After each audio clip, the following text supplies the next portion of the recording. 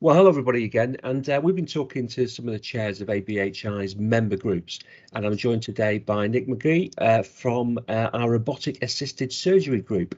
Nick, thanks for joining us today. Just for the record, we're recording this mid-February in the eye of the storm, as we were discussing earlier. So thanks for joining us. I always ask this, people are interested. Tell us a bit about yourself, Nick, and your experience, such that is relevant to leading this group for us. Yeah, thanks, Richard, and hopefully we don't get disrupted during this broadcast. So I want to thank the ABHI for giving me the opportunity to talk to you. I'm really excited to be the chair of this robotic assisted surgery group, a subgroup within the ABHI.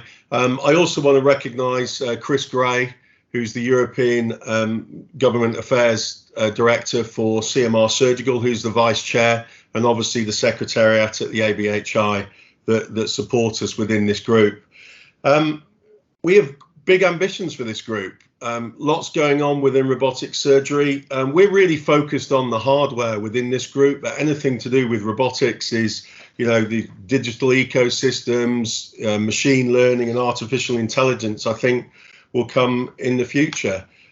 We've got good member participation from all the big companies: Intuitive Surgical, J&J, Medtronic, Globus, Zimmer Biomet, CMR, Smith & Nephew, and of course Stryker, which is where I earn my living day to day.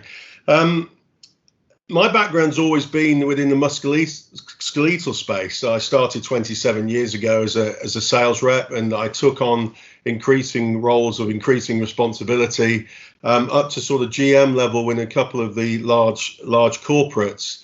11 years ago, I was given also the opportunity to take on some European and global marketing roles, which really gave me an insight into the full upstream and downstream processes of how you bring a product to market. But more importantly, some of the challenges around the regulatory and the market access within that geography, on the pan-European basis and global basis, and obviously more relevant to this group, particularly in the UK.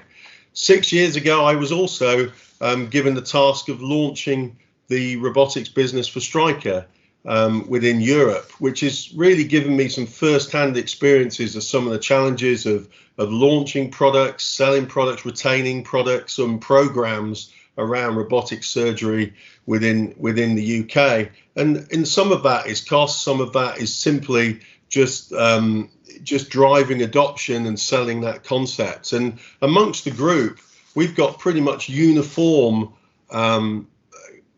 alignment around all the challenges. So whilst the group represents a huge variety of different robots, serving different speciality, different maturity of product, different time to market, there's loads of different commercial models that are being used, but ultimately from a group perspective, we're all seeing the same challenges in the industry. And I think this is where the group can really come together, drive that alignment and transform healthcare together and improve patient lives in the UK. It's great, Nick. That's really helpful. I'm always amazed about the amount of talent and experience we have in and leading our member group. So it's great to have you leading this one for us. You touched on this briefly, but just a lot of people watching this will not be particularly close to the robotic assisted surgery space. Just give us a sort of dummies guide, if you like, the different specialities, the different applications that the technology is using. Yeah, I mean, so all the robots that we're representing at the moment at this stage are all passive robots rather than active robots. And I think that you're more autonomous robots, as we would say, that are coming in the future. You're absolutely right, Richard. The group represents all sorts of specialities. So robots at the moment are used most commonly within urology, colorectal cancer surgery, gynecology, upper GI, general surgery, head and neck, hips, knees and spine. And obviously those technologies are very different. But the benefits we're seeing are quite broad. So, whether it's for, soft tissue surgery or musculoskeletal surgery, what we might call is the benefits of RAS or robotic assisted surgery versus conventional surgery are well catalogued. We see reduced trauma to patients that can lead to quicker recovery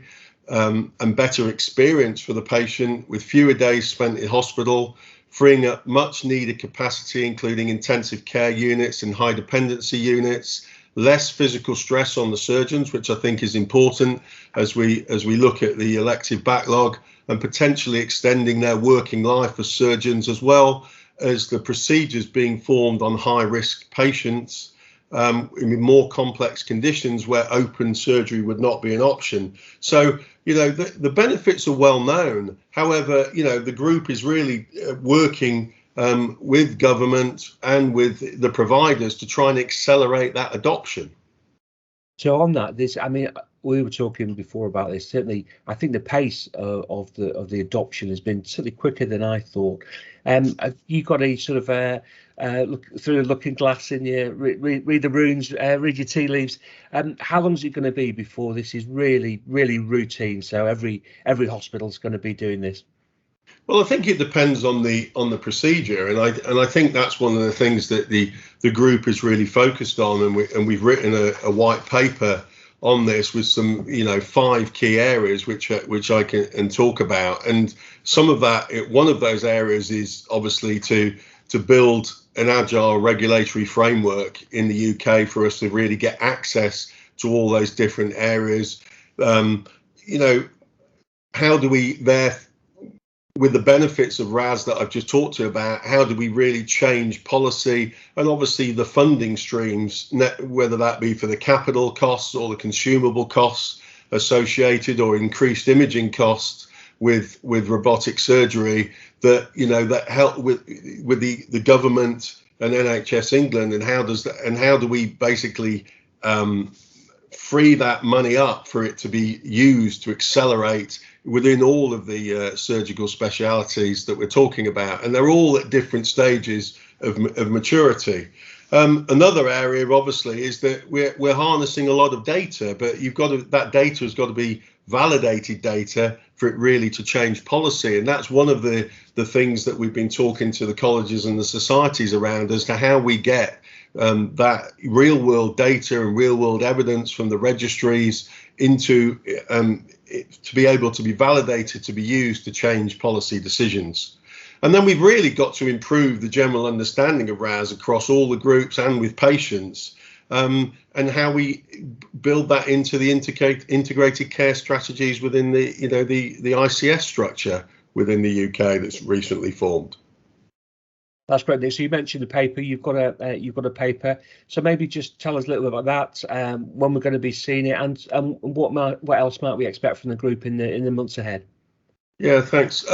So we've written a white paper. We've got it in draft form. We've socialised it with a number of the colleges and societies. We haven't offended anybody. So what we're going to do is that we're actually going to do a full launch of that paper, and hopefully following this podcast, it'll be a perfect opportunity once we've got agreement across the member groups that we launch that. We're talking to GERFT as well in the next few weeks, and I think we just got to start now working on those 5 key areas that I talked about. Nick, that's great. So we look forward to this. Hopefully, by the time this goes out, we'll be able to attach the paper. If not, we'll give it a big splash when it launches. But that's been great to talk to you today. Thanks for that really interesting insight into the world of robotic assisted surgery, and thank you for the leadership of the group. Thank you, Richard.